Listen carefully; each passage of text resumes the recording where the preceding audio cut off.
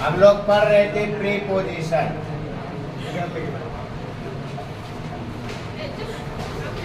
Preposition पढ़ रहे थे। Yes sir. और प्रीपोजिशन का आज दूसरा क्लास है। कौन सा क्लास है?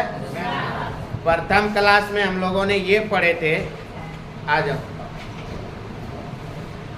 प्रथम क्लास में हम लोगों ने ये पढ़े थे प्रीपोजिशन होता क्या है, इसके डेफिनेशन हम लोगों ने पढ़े थे ना। Yes sir. डेफिनेशन तो याद किया नहीं होगा क्योंकि तू लोग महान आत्मा है। तो डेफिनेशन हम लोग पढ़ लिए थे। उसके बाद पढ़े थे कि इसका यूज कहाँ होते, इस्तेमाल कहाँ होते। हम लोगों ने ये पढ़े थे कि ये जो होते हैं नाउन और प्रोनाउन। ध्यान से समझो, कल की बातें फिर से मैं रिपीट कर रहा हूँ कि जो नाउन और प्रोनाउन होते हैं, क्या होते हैं? ये नाउन और प्रोनाउन को किसी और से क्या करता है?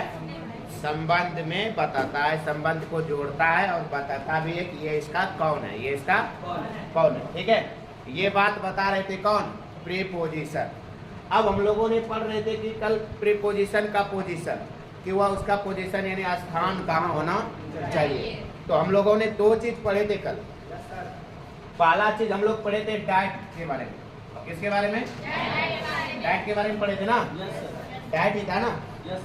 तो हम लोगों ने पहले अगर डाइट सेंटेंस में हो जाए, डाइट सेंटेंस में तो प्रीपोजिशन को सबसे लास्ट में लगाना है। प्रीपोजिशन को कहाँ लगाना है? सबसे लास्ट में लगाना है। यदि डाइट होंगे तो, बात को समझ रहे हैं? पहला चीज यही हम बोले थे कि यदि पूरे सेंटेंस में कहीं भी आपको डाइट दिख जाए, शुरू में, अंत में, बीच में, इधर उधर कहीं भी, तो जैसे ही डाइट आपके सेंटेंस में आ जाए तो प्रीपोजिशन अपना स्थान कहाँ पकड़ती है? सबसे लास्ट। कहाँ पकड़ती है? सबसे लास्ट। बोलिए, ये रूल पहला था। दूसरा रूल हमने बताए थे कि यदि सेंटेंस में इंट्रोगेटिव दिख जाए, क्या दिख जाए? Interrogative. What, when, where, why, है ना, ये सब इंट्रोगेटिव है। तो इंट्रोगेटिव अगर दिख जाए तो इस स्थिति में भी क्या करना है? कहाँ पकड़ लेंगे? लास्ट पकड़ लेंगे। कहाँ पकड़ लेंगे? लास्ट पकड़ लेंगे। ये दो चीजें हम लोगों ने कल पढ़े थे। बोलो, पढ़े थे कि नहीं पढ़े थे? पढ़े थे ना। चलो, तो आज हम लोग स्टार्ट करते हैं इससे आगे की कहानी। बोलो, यहाँ तक समझ में आई थी? 3 नंबर कल हेडिंग दिया था, याद है?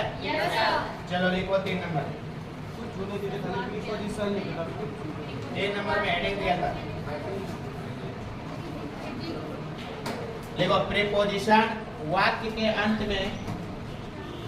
3 नंबर में प्रीपोजिशन, प्रीपोजिशन वाक्य के अंत में, वाक्य के अंत में, वाक्य के अंत में प्रयोग होता है, प्रयोग होता है, प्रयोग होता है जब जब जब इसका ऑब्जेक्ट, जब इसका ऑब्जेक्ट, जब इसका ऑब्जेक्ट रिलेटिव प्रोनाउन छिपा रहता है।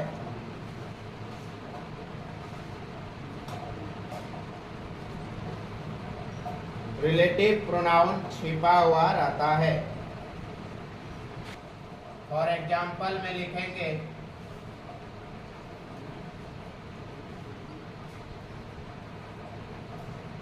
Here is the boy. Here is the boy. I was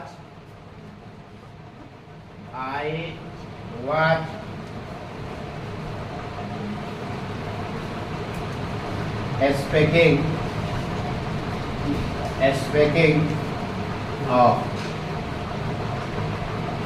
This is the bus. This is the bus. I was waiting. I was waiting for.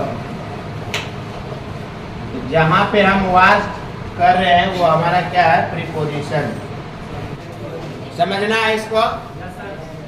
हमने अभी 3 नंबर में रूल ये लिखा है कि रिलेटिव प्रोनाउन, कौन से प्रोनाउन बाबू? रिलेटिव प्रोनाउन जब छिपा हुआ हो, कैसा हो? दिखेगा नहीं आपको, दिखेगा, छिपा हुआ है। क्या हुआ है? छिपा। कि पता करना कि क्या है, लेकिन सेंस पकड़ना पड़ेगा। जैसे कि सेंस नरेशन में पकड़ते थे, वॉइस में पकड़ते थे, कैसे पकड़ते थे ध्यान दीजिए। He said, कॉमा, बैटेड comma, you are my friend. ध्यान दीजिए आप। नरेशन में जब बनाते थे सेकेंड पर्सन किसके अनुसार? ऑब्जेक्ट के अनुसार। भाई यहाँ पे ऑब्जेक्ट है ही नहीं है, तब आप अपने मन से क्या करते थे? मानते थे। यहाँ पे छिपा हुआ था, है ना? उसी प्रकार से इसमें भी आपको सेंस लगाना पड़ेगा। कहते हैं हियर इज द बॉय। आप बताओ इसका हिंदी क्या होता है?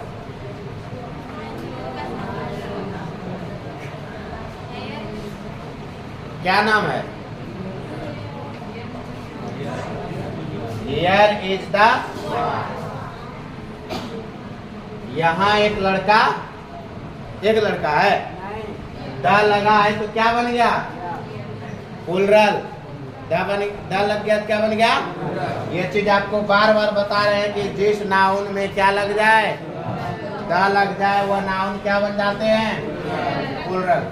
तो यहाँ लड़का है, आई वॉज स्पीकिंग ऑफ। कौन कर रहा था? मैं। किसका इंतजार कर रहा था? बस का, है ना? तो यहाँ से किससे कनेक्टेड है? बस से। और कहा गया बस, ये और ये एक दूसरे रिलेटेड है या नहीं है? है ना? अब देखो ये भाई क्या कर रहा था? इंतजार कर रहा था। किसका इंतजार कर रहा था? बस का इंतजार कर रहा था ना? तो बताओ, जब बस का इंतजार कर रहा था, यही है रिलेटिव प्रोनाउन। साफ साफ दिखता नहीं है, लेकिन छिपा हुआ रहता है। दिख रहा है कि उसका इंतजार कर रहा है। हम लोग को सेंस निकालना पड़ रहा है कि किसका इंतजार कर रहा था भाई? बस का। किसका इंतजार कर रहा था?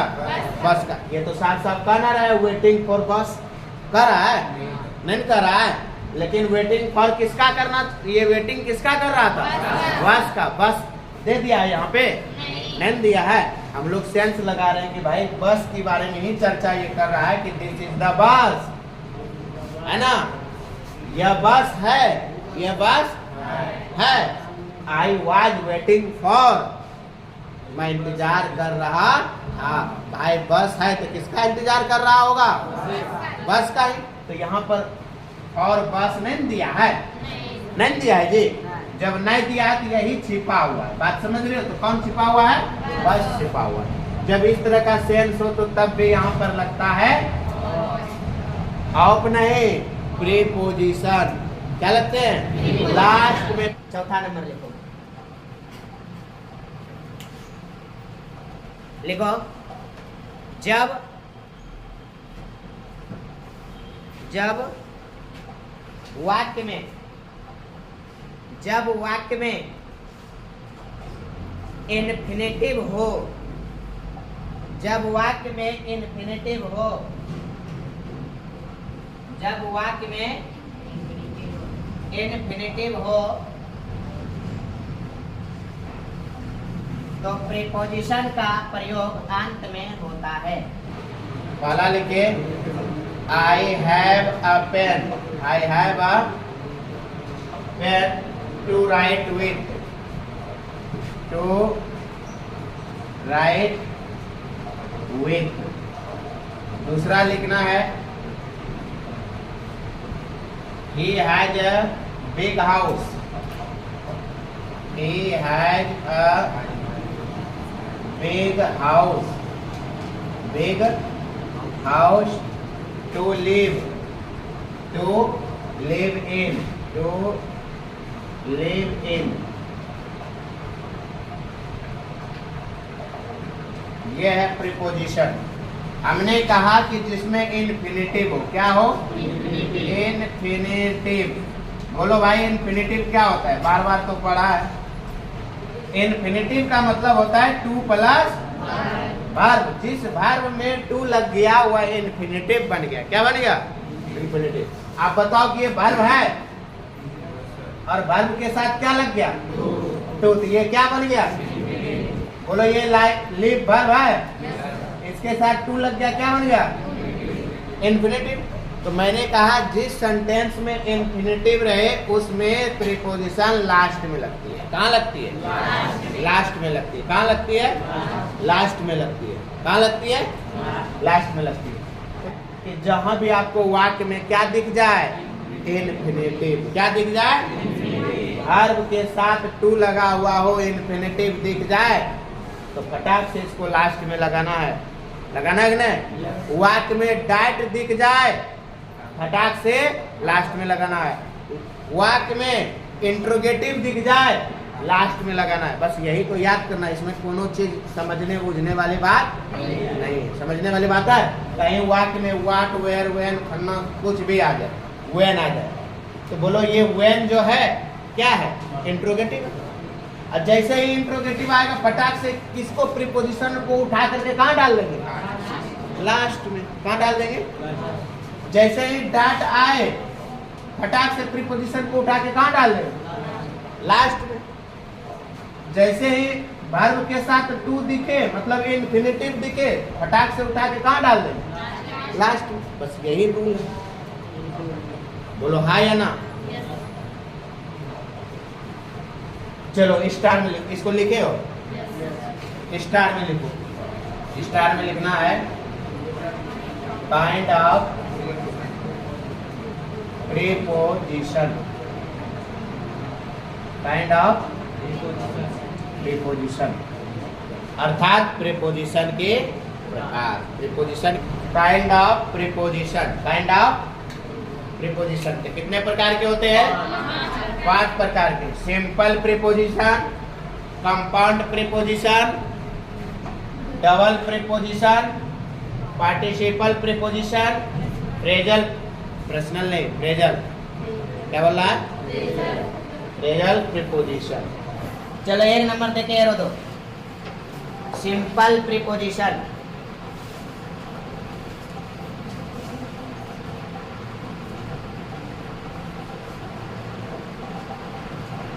लिखो वैसे प्रीपोजिशन, वैसे प्रीपोजिशन, वैसे प्रीपोजिशन, वैसे प्रीपोजिशन जो केवल सिंगल वर्ड के हो, जो केवल सिंगल वर्ड के हो, सिंगल वर्ड के हो, जो केवल सिंगल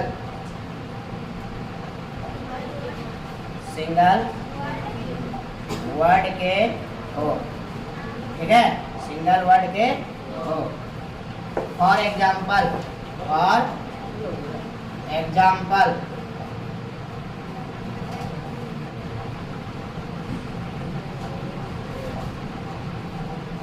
चलो देखो, हमने कहा सिंपल प्रीपोजिशन क्या होते हैं? जो सिंगल वर्ड के हो। कितने वर्ड के हो? सिंगल। आपको इसमें कितने वर्ड दिख रहा है? दो गो वर्ड है बाबू। वो दो गो वर्ड थोड़ी है, दो गो लेटर है। अरे भाई कितना दिन पढ़ा है कि लेटर जो होते हैं उसे खंडित नहीं किया जा सकता। जैसे ए से लेकर के जेड तक ये लेटर होते हैं। इसकी संख्या 26 होती है। लेटर से मिल करके बनते हैं वर्ड। लेटर से मिल करके बनते हैं वर्ड। और वर्ड को बनने के लिए कम से कम 2 लेटर की आवश्यकता होती है। अधिकतम कुछ भी हो सकता है। ठीक है? तो ये वर्ड है बाबू। 1 लेटर 2 लेटर, 2 लेटर मिलके क्या बना दिया? यहाँ पे देखो कितने लेटर है? बहुत सारे लेटर है। ये भी एक वर्ड हो गया। 2 वर्ड का कहने का मतलब है जैसे हम बोलेंगे राम, फिर बोलेंगे इज। देखो 1 2 वर्ड हो गया। राम इज अ बॉय, ऐसे बोल देंगे। तो यहाँ पे 1 2 3 4 वर्ड के हो जाएंगे। कितने वर्ड के हो जाएंगे? तो हमने के सिंगल वर्ड। कितने वर्ड? सिंगल वर्ड के और सिंपल में हो, है ना? उसमें कोई कंबाइंड नहीं। कंबाइंड का मतलब होता है जुड़ना। अब देखो कंबाइंड क्या हो रहा था? कंबाइंड जैसे अभी पढ़ रहा था ARE प्लस नॉट, इसको जब कंबाइंड करोगे क्या होगा AREN एपोस्ट्रोफ एरेंट हो जाएगा, होगा ना। तो इसको कहेंगे हम लोग कंपाउंड, जो दो गो मिल के बने हैं, जो दो गो मिल के एक बने। बात समझ रहे हो। जैसे में अगुआ अभी शादी और विवाह कराता है ना, दोनों को मिला देता है तो वो कंपाउंड हो गया। क्या हो गया?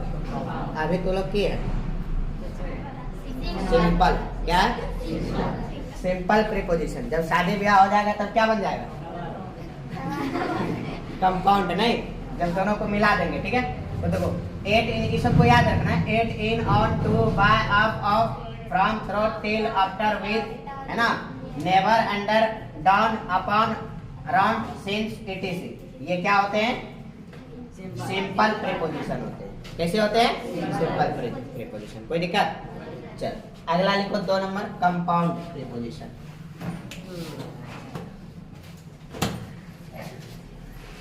Compound preposition, compound preposition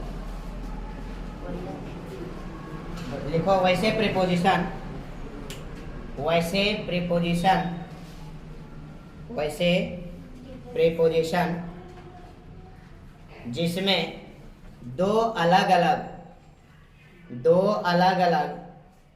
word को मिलाकर, दो अलग अलग वर्ड को मिलाकर, दो अलग अलग वर्ड को मिलाकर एक वर्ड बनाए गए हो, दो अलग अलग वर्ड मिलाकर एक वर्ड बनाए गए हो, एक वर्ड बनाए गए हो,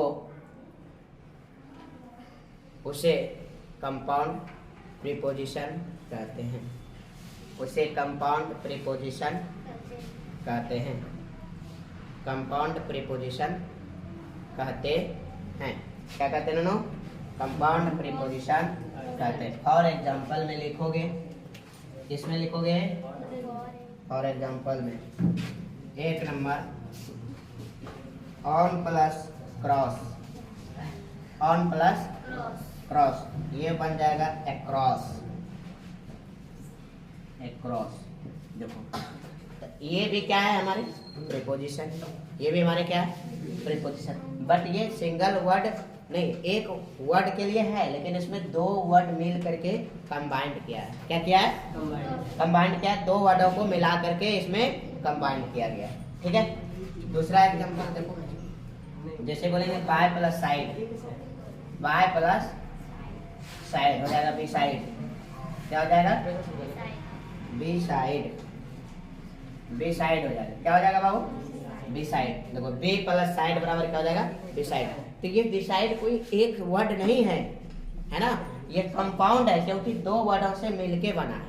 कितने वर्डों से मिलके बना है? दो वर्डों से मिलके बना है। जैसे हम यहाँ पर बोल रहे थे कि इज वन वर्ड हो गया, लेकिन इसमें अगर हम नॉट जोड़ देंगे तो ये भी वन वर्ड हो गया, है ना। लेकिन इस तरह से जोड़ देंगे तो वो अलग मैटर, लेकिन दोनों है, अभी दो गो है। क्या गो है? कहता ना शरीर दो है, आत्मा एक है। तो यहाँ अभी शरीरों दो दिख रहा है और आत्मो दो दिख रहा है ना। तब इसको हम लोग करेंगे, आत्मा को मिलन करवाएंगे। क्या करेंगे? मिलन करवाएंगे। तो आत्मा को मिलन करवाएंगे तो क्या हो जाएगा? एजेंट हो जाएगा। तो शरीर छोड़ो, आत्मा मिल गया, है ना, तो एक हो गया यहाँ पे, तो ये कंपाउंड हो गया। क्या हो गया? कंपाउंड हो गया। बात समझ रहे हो? चलो, तो यहाँ पे इस तरह से भी कंपाउंड। चलो ठीक है, अब अगले क्लास में हम लोग पढ़ते हैं। कोई दिक्कत? लिख लो इसको।